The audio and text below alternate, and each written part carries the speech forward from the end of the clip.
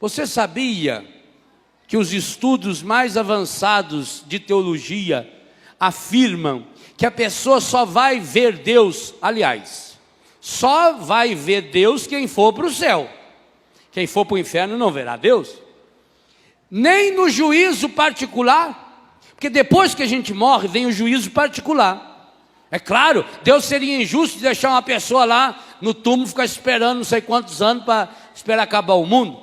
A igreja não poderia nem ter santo e santa.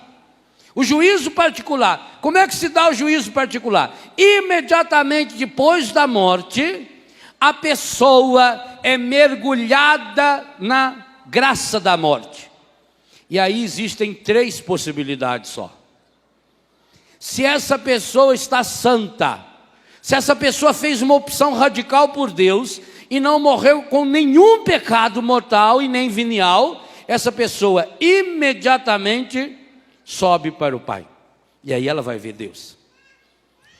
Se a pessoa fez uma opção por Deus, mas não conseguiu ficar sem pecados veniais, sem pecados graves até, ou se arrependeu, mas ainda tem as penas do pecado, as consequências do seu pecado, essa pessoa opta por Deus, mas ela não pode estar na presença de Deus. Então essa pessoa, para poder chegar bem em Deus, é a mesma coisa. Vamos pegar um exemplo bem simples. Você vai entender purgatório hoje, se é que você não entendia até hoje. Você está sujo de bosta de vaca. Você está lá capinando o terreiro, a vaca sujou você, e daí meia hora você tem um encontro com a sua namorada. Você vai desse jeito para ela? O que você quer fazer? Tomar um banho, pôr uma roupa limpa, entendeu? Pronto. Quando a gente morre, se a gente está caindo umas sujeirama do pecado, eu vou querer chegar diante de Deus sujo? Sabendo que Deus é limpinho, cheirosinho me esperando? Eu vou querer tomar um banho, não é isso? Pois purgatório é uma opção de quem vai para o céu, que quer chegar no céu cheirosinho, de barba feita, com os pelos da orelha cortados, sem aqueles ranhos dançando no nariz, sem remela, entendeu? Sem caspa, sem seborreia, sem chulé. Agora, tem certas pessoas que vai precisar passar uns 600 anos no purgatório, porque só na unha do pé daquele elemento, isso leva muitos anos. Purgatório é o tempo de purgar. Por isso que não é purgatório, senão seria lugar de pulgas. É purgar, é purificar, é limpar. Então eu quero tomar um banho, porque eu quero cheirosinho no céu. Por isso não interessa quanto tempo passa. Agora, Deus o livre e guarde. Você morreu em comunhão com o demônio, rompido com Deus, é a hora da descarga. Você vai para o tacho para sempre. A Bíblia garante e o catecismo da igreja afirma: não tem volta, é imediato. É você que se condenou. Deus não condena ninguém. Deus não manda ninguém para o inferno. Tem gente que fala, mas o inferno não existe, porque se Deus é pai, qual é o pai que vai querer mandar o filho para a perdição eterna? Lógica de imbecil.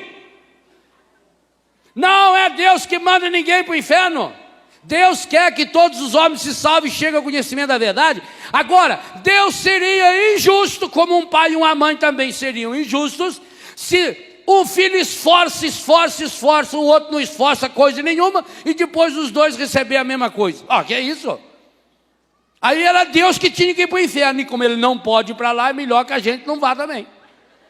Porque aí, meu filho, nem ele pode ir lá buscar você mais. Jesus já foi.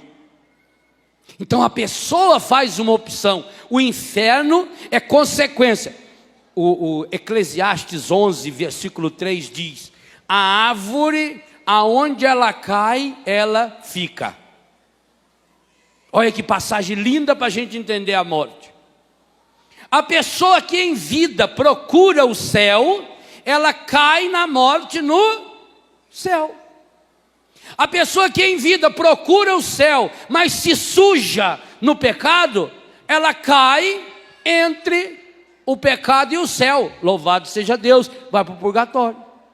Agora, a pessoa que fez uma opção para o inferno, e aí, tem gente nesse mundo que nasceu para criar inferno para os outros.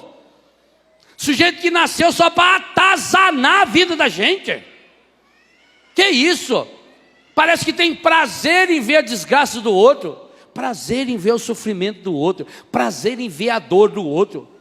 Dá uma olhada perto da sua vida para ver se você não está criando inferno. Tem gente que tem o dom de criar inferno com a língua. A língua da pessoa é uma língua infernal, que diminui, que machuca, que oprime, que ofende. A pessoa já levou tanta cabeçada na vida e não aprende. A história do sujeito estava andando, de repente ele levou uma tijolada no peito, e ele ficou olhando para trás para ver quem que jogou. E não achou. Sim, senhor. É besta. Pois nós fazemos assim, a vida nos dá paulada. E a gente fica olhando para trás, ah, meu Deus, que será que eu sofro desde criança? Por que isso me aconteceu? Por que a professora não gostava de mim? O professor não gostava de você porque você era chato desde criança. Você parece que nasceu com o dom de atazanar. Gente, você está na hora, você já venceu o prazo. Aonde a árvore cai, ela fica. Então, Jesus não escondia a morte. Jesus dialogava sobre a morte. Ainda mais transformava a situação de morte em vida. Mas, gente, esse é um processo que sem o mergulho na graça de Deus é absolutamente impossível. Enquanto nós não saímos das mentiras que o pecado criou para nós, enquanto nós não saímos das mentiras que de modo especial essas doutrinas reencarnacionistas vem colocando na cabeça das pessoas, inventando uma falsa saída para a morte. Meu irmão, minha irmã, nós teremos um encontro com a morte dos outros e nossa, e esse encontro ou nos torna melhores ou nos torna piores. Agora, que é uma coisa muito importante, o mundo julga pelas aparências. Evangelho de hoje à tarde, na missa de hoje, Deus não.